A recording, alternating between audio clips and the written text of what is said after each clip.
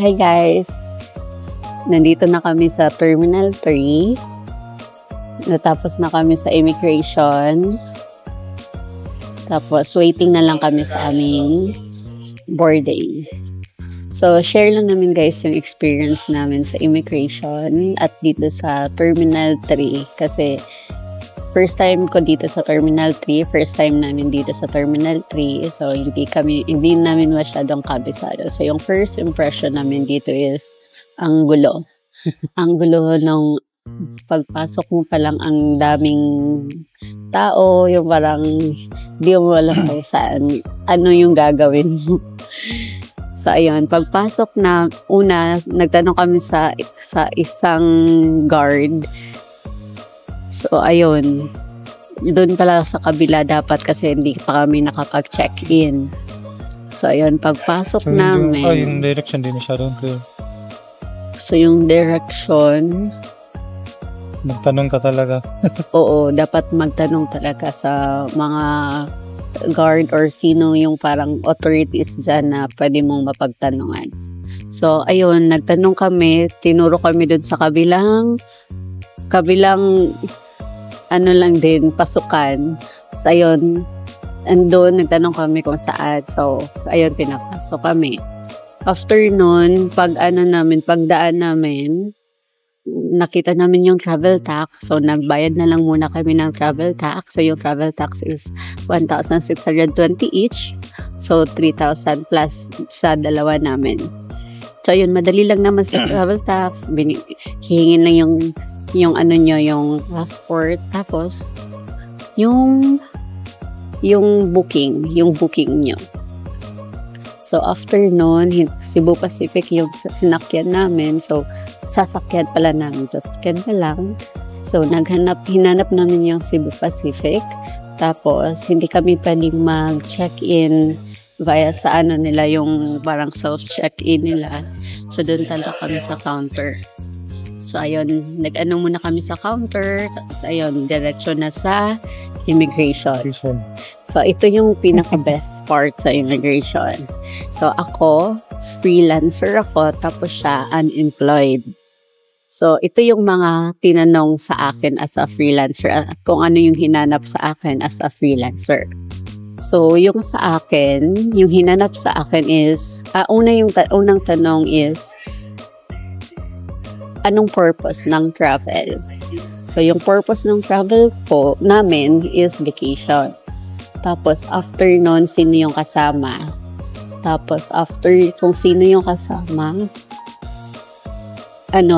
hiningi yung return ticket, kung may return ticket. Tinignan lang naman din niya hindi naman siya masyadong madaming hinanap. Tapos, kung ano yung work ko, so yung freelance, tapos hiningi yung contract sa freelancing. So ayun, binigay ko lang yung parang contractor agreement namin, tapos chinek niya lang, then tatak. Yun lang yung sa akin as a freelancer. Tapos ang dali lang, nakaano na ako. Tapos yung exciting part, nasa kanya. So kwento mo kung ano yung hinanap sa'yo, share mo yung experience mo. Unang tanong sa akin ay, tinanong niya agad na first time ako, hindi. So, sabi ko first time. Doon tapos doon ay nagtanong niya kung sinong kasama. Sabi ko si partner ko. Tapos nagtanong niya kung anong trabaho, mga ganun. Sabi ko unemployed po. So tinanong ako ng source of income. Pero di na hinanapan ng bank statement. So, ano yung sinabi mo paghingi ng source of income? Sabi ko savings. Yan so, after nyan, wala nang... Tapos, bumalik siya agad sa kasama ko. Kung ilang years na kami. So, sabi ko, 4 years na po. So, hinanapan talaga niya ako ng ebidensya kung ilang years na kami. Kung legit baka kami na mag-partner. So, pinakita ko, hinanap niya yung Facebook, mga pictures sa cellphone. As in, guys, as in, hinalungkat niya na nag-scroll siya sa Facebook, yung mga pictures. Buti na lang madami kaming pictures doon. So, yan yung isang paghahandaan niyo guys, yung mga pictures niyo.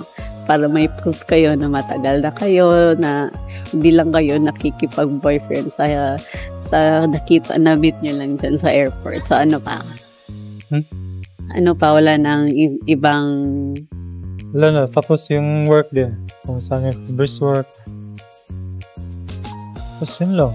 Yun lang. Tagalan lang sa partner. Tagalan siya sa partner. Kasi hindi siguro maniniwala na... Hindi siguro naniniwala yung officer. Tinanong din yung trabaho ng partner ko. Yun. So, ayun na guys. So, basta be ready lang kayo sa mga documents. Basta paghandaan nyo lang yung mga expected questions. Tapos, wag lang kayong mangamba. Kasi, okay naman. Basta, sure lang na may documents kayo na may papakita. Tapos, na-ready na din namin yung hotel namin, accommodation, pero hindi naman siya hinanap. So, okay siya at least. So, ayun, after namin nakalagpas ng immigration, ayun, nakahinga kami at happy na kami at ready na kami kumala. So, yun lang guys, yung immigration experience namin at dito sa NAIA Terminal 3. So, hopefully, yung bago nilang arrangement dito sa NAIA is ma-improve yun, hopefully. So, yan lang. Yan lang, guys. Thank you. Hope may natutunan kayo. Basta be ready lang dala sa mga requirements. Paghandaan nyo lang. Huwag masyadong madami. Yung mga importante lang, basta ready lang. Mga expect the unexpected questions. Kasi hindi namin expected naman namin talaga na baka hahanapin kami ng pictures, kaya sinabi ko na siya na dapat naka-connect mobile data kayo. So, dapat honest lang. Dapat may data. May date din. So, ayun na guys. Thank you. Bye-bye.